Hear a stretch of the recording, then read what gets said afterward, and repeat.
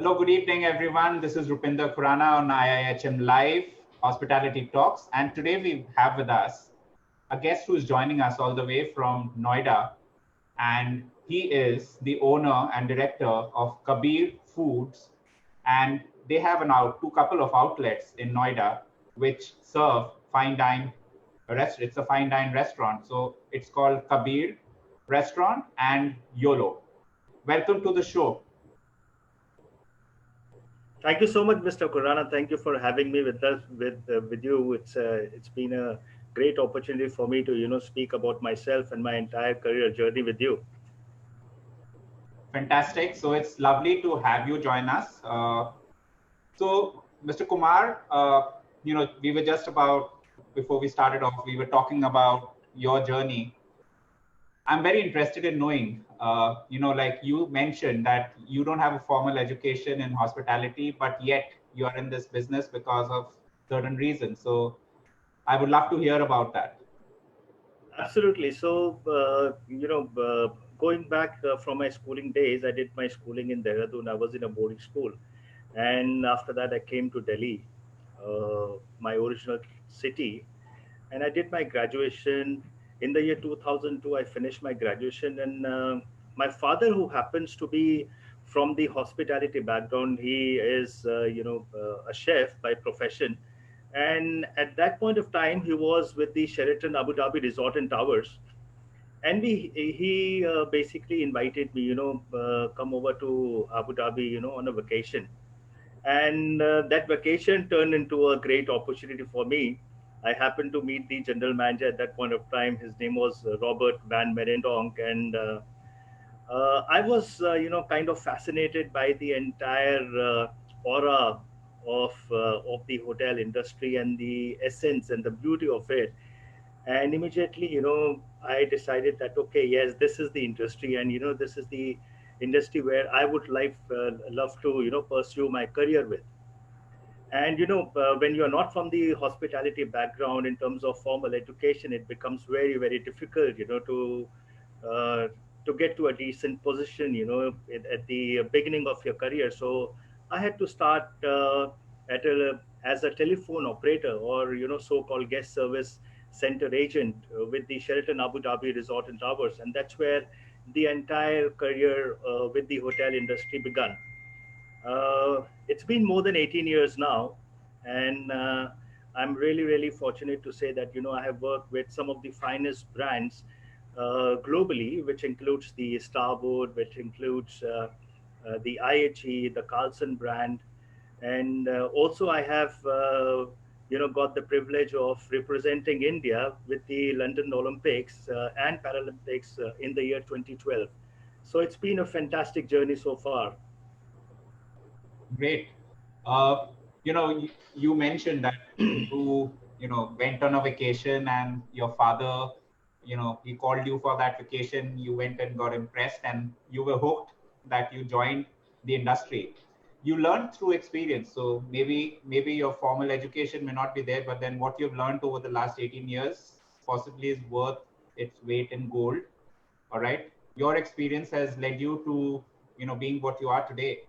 I'd love to hear about incidents from your life when you started off. How was it?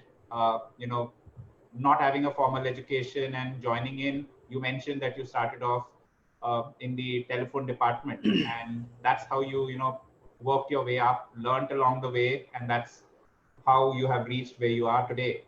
All right. So I'd love to hear about the initial years, about how they were for you. Absolutely. So during my period with the Sheraton Abu Dhabi Resort and Towers, I'm lucky to have a boss who's also in touch with me as of now. Apparently he happens to be from the Egyptian background. His name is Amr Hamid, and so at that point of time, I had already served about 6 to 7 months, and I went to him. I wanted to speak to him, and I told him that Mr. Amr, I would like to do something more. Being in the telephone department, I don't feel that I'm justifying, purely to my abilities. So he was very helpful, and he said, "Okay, fair enough. So let's do one thing. We'll do a cross training exposure for you, and we'll put you at the reception wherein the initial 1 month, all you have to do is just see, observe, listen, and just do your analysis as to how the feel is, and what you uh, what you feel about the entire front office area of operation, and then let's have a discussion probably after a month. So that was wonderful. The first month I was just observing, and then later on, we had a discussion, and then he said, okay, fair enough, now that you have observed each and every aspect of the front office operation, so now we'll gradually start putting you into the front office operations, uh, wherein you will start on with the check-in process, and how to make the reservation. And there were huge SOPs that I had to learn and review, and understand each and every aspect of the front office operation, which I was able to do. And apparently during that period, uh, one very unfortunate situation happened. The ruler of UAE, Mr.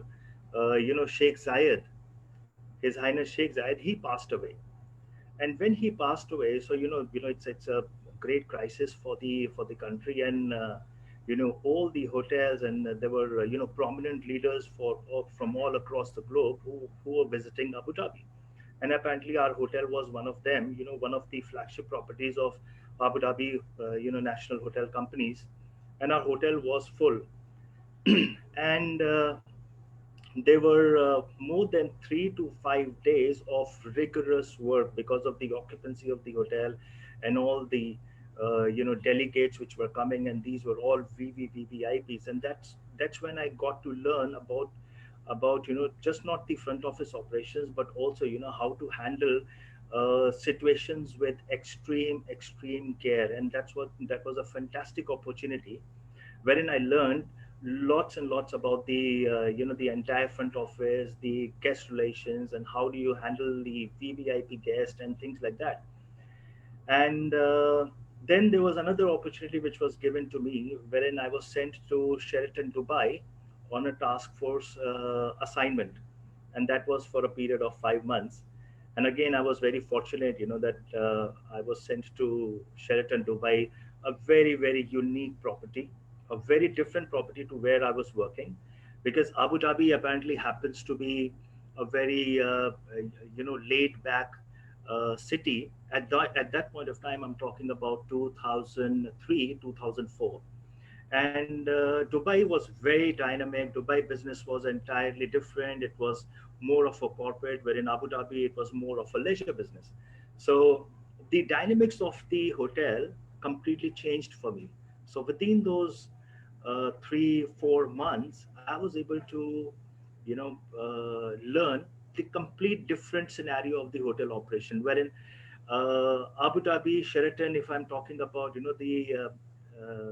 the length of a guest stay was around 2 to 3 days, but Dubai, it was not more than 1 day, 1.5 days. So the business dynamics changed, and which also meant in terms of me that I had to speed up. I had to make sure that I was able to assist more guests, you know, being able to deliver on time, and exceeding the expectation of the guests, and not kind of compromising with the quality as such, but being able to deliver, and increasing my own efficiency, and it helped me a lot.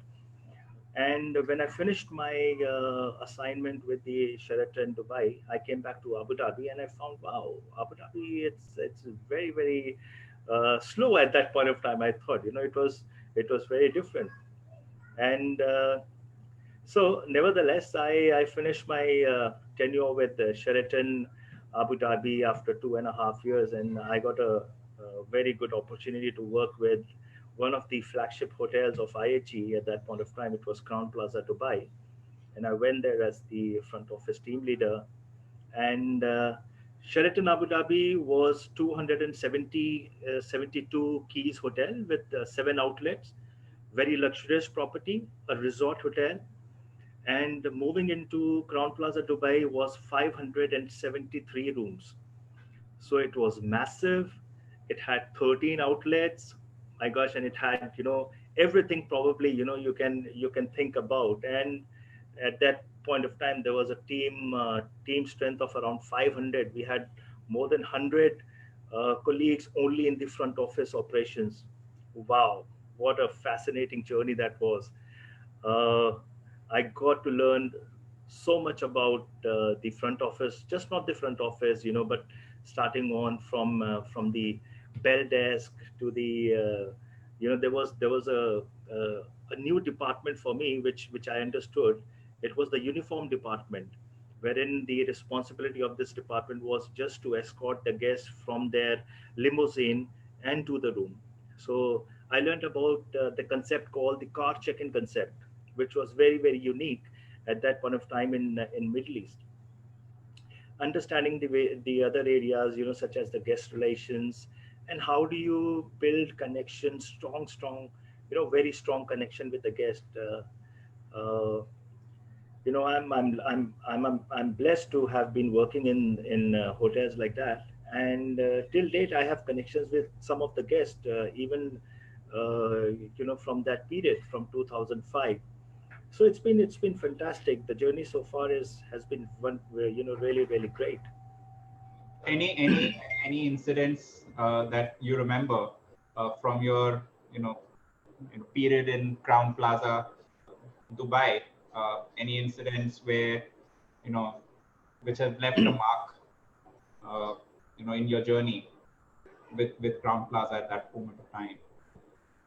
Absolutely. So, I mean, there have been various incidents, during the course of working with Crown Plaza Dubai, and there used to be a sheikh by the name of Ahmed Khalik, and Mr. Ahmed Khalik, he was, like I said, he was a sheikh, so the all the attention and everything used to be on him, and we used to make sure that he has been given utmost care and attention, and we used to I was basically taking care of the entire arrangement for the suites where he used to stay. So that was wonderful experience, wherein I got to learn about how do we take care of so-called the VVVVIP guests. And yes, another incident was the upselling program. So at that point of time, there was a company by the name of TSA, Training Services Asia, and it was like I said, our hotel was the flagship hotel, and I'm talking about the year 2006, wherein this company, it had started the upselling program, and we were the first one to adopt it. And the beauty of this entire upselling program was that you we could actually make more money than the salaries that we were earning. And it was not only the front office guys, but at various stages, starting from the reservation stage to the front office stage. And this program helped us uh, so much to earn incremental revenue for ourselves and also for the hotel.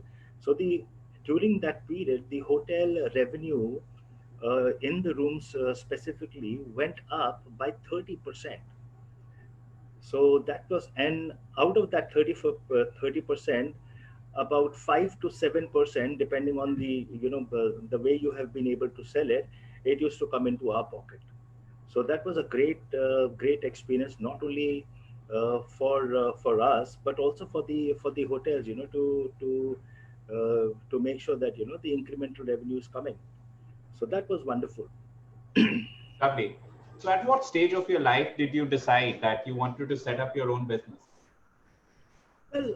Well, honestly speaking, once I became the front office manager, and that was in the year 2010, when I took over, as a front office manager with Holiday in Cochin. At that point of time, I was not only taking care of the front office, but being one of the HODs, we worked very very closely as a team, and we offered did the kind of cross exposure into the other departments. And that's when I was somewhat fascinated by the entire concept of the FMB.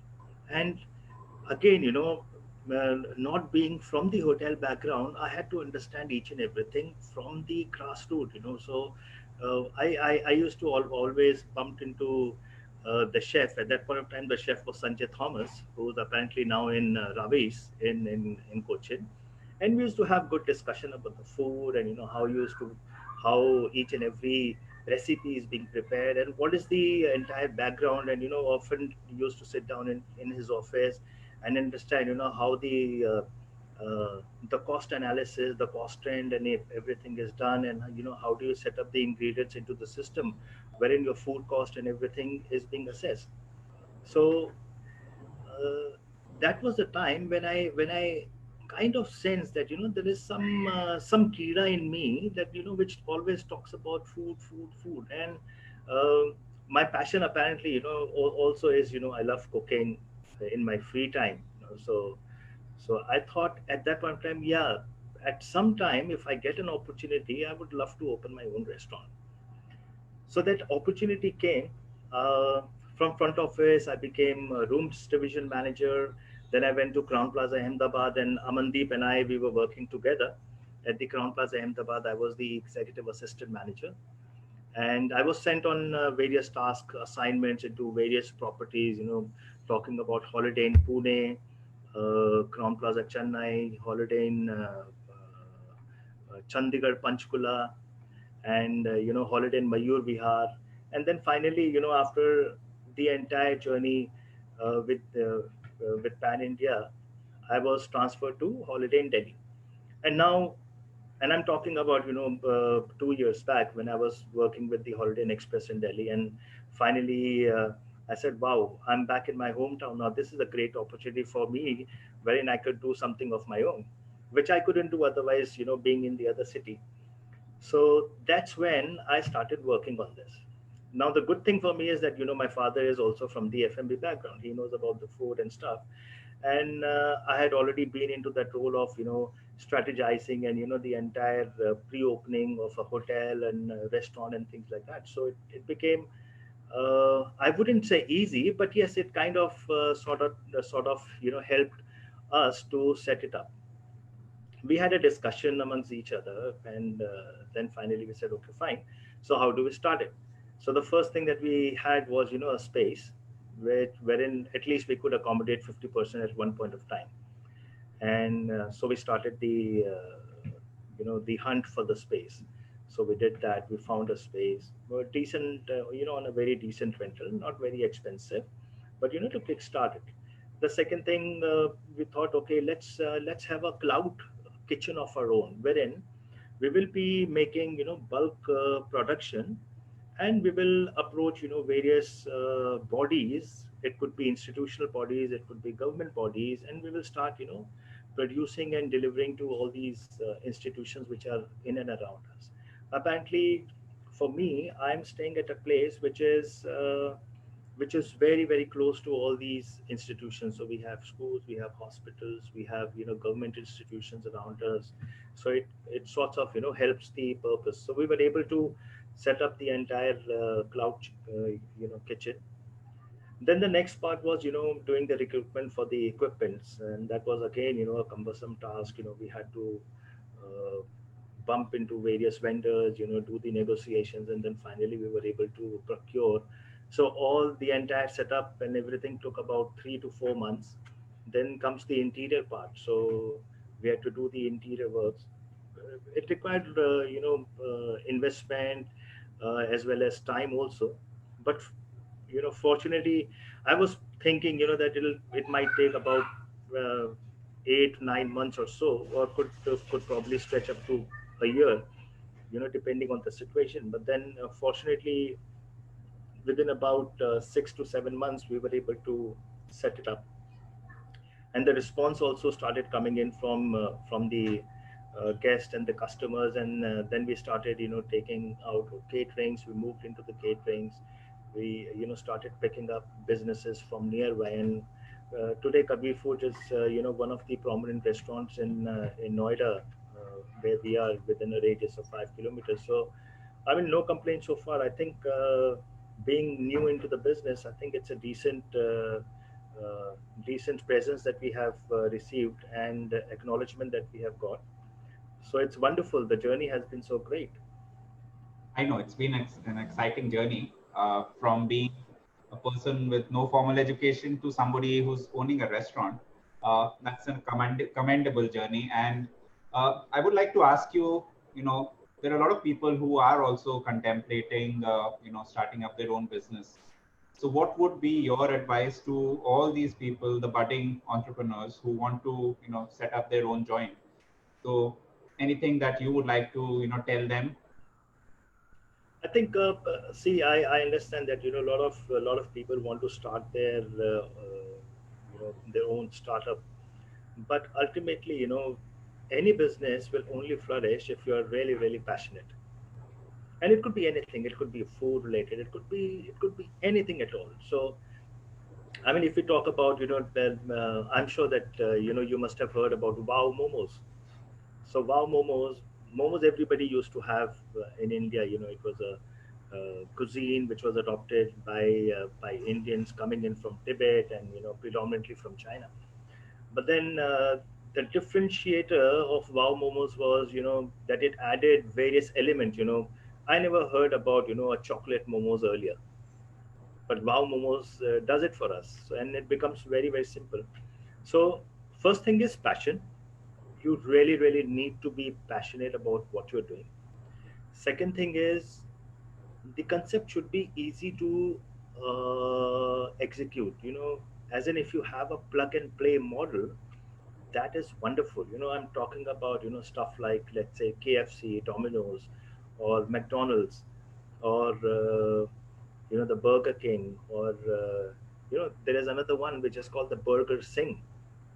So so if you have a plug and play model, I think it works out really really well for you. All you have to do is just take a model which is already successfully executed and well accepted by the people. All you have to do is just take that model and adopt to it. So I think it works well. The most important part is you should never exceed your budget. You need to have a very very clear plan as to, fine, this is my budget. I'm not going to exceed that budget no matter what happens. The fourth part is you need to have a plan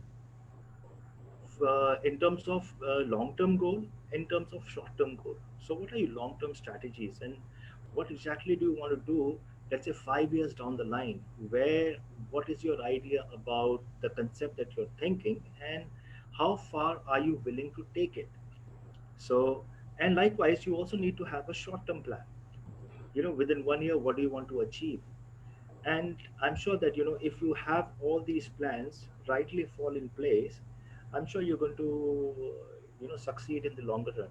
But yes, talking about it, the first and foremost important thing is passion. You really really need to be passionate, because whatever you do, no matter what, you will have challenges.